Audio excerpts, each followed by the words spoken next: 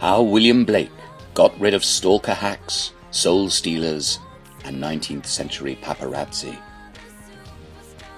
My business is not to gather gold, but to make glorious shapes expressing godlike sentiments.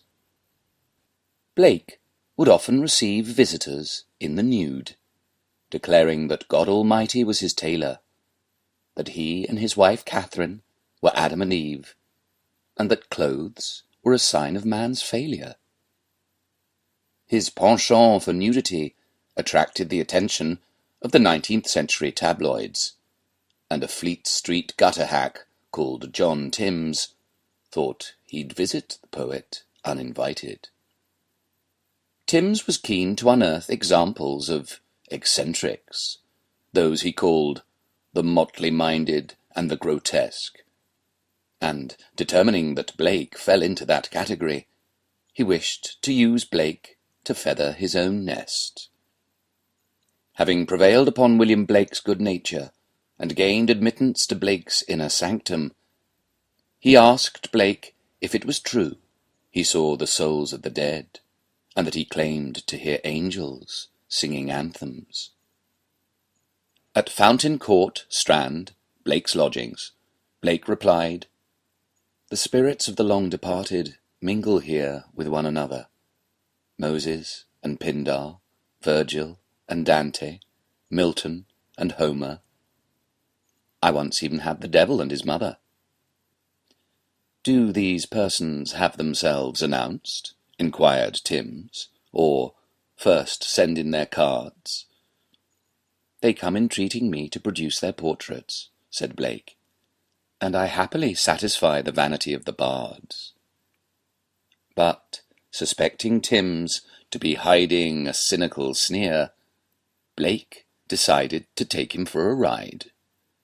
He told him not to sit where he'd just planted himself, and said sharply, "That's where the ghost of my pet flea resides." When Timms was made to feel even more uneasy, as Blake moved him around the room, No, that's no good. That chair's for Richard III. He's to sit there today, should he be coming to town." "Richard III?"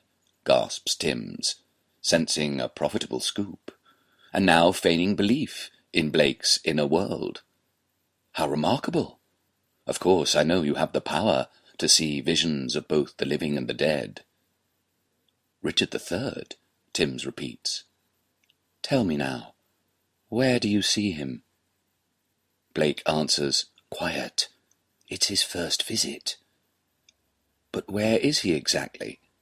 Do you know his name?" Blake replies firmly, My spirit recognizes him, but I can't tell you how. He's opposite to you, on the other side of the table." "What is he like?" insists Timms, overcome with curiosity. "Stern, but handsome. At present, I see only his profile."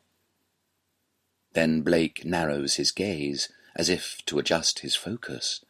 "Ah, now I have the three-quarter face. Ah, now he turns to me. He's terrible to behold, but he's more than welcome in my place." "Could you pose him any questions?" says Timms, beside himself. "Certainly," says Blake. "What would you like me to ask him?" "The murders," blurts out Timms, "the murders he committed during his lifetime." "Your question is already known to him," Blake shrugs. "He and I converse mind to mind.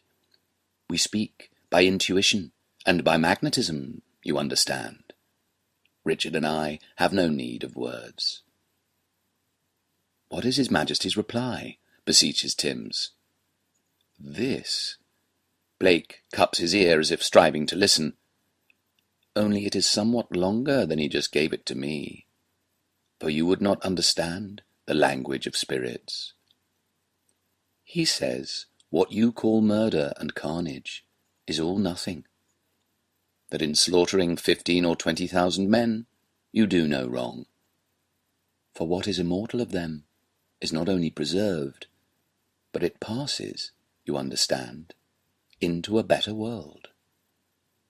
Tim's jaw drops, appalled, and he edges away from Blake, as if regarding him as a monster, while Blake continues, "And the man who reproaches his assassin is guilty of ingratitude, for by this means he enters into a more perfect state of existence. But do not interrupt me. He is now in a good position, and if you say anything more, he will go." Blake then laid out his pencils and brushes and began to draw a portrait of Richard from head to toe. But Timms is unable to believe what Blake has been saying. It's as if the saintly artist has turned into Charles Manson. Aghast at Blake's replies, he beats a hasty retreat, and later spreads the rumour that Blake was taking opium. But Blake had effectively got rid of his vampire visitor, and was never to be troubled by Timms again. The kind of person that Burroughs warned against, someone more of a succubus than a man. If, after spending time with a person, William Burroughs used to say, you feel as though you've lost a quart of plasma, avoid that person. Otherwise, pray.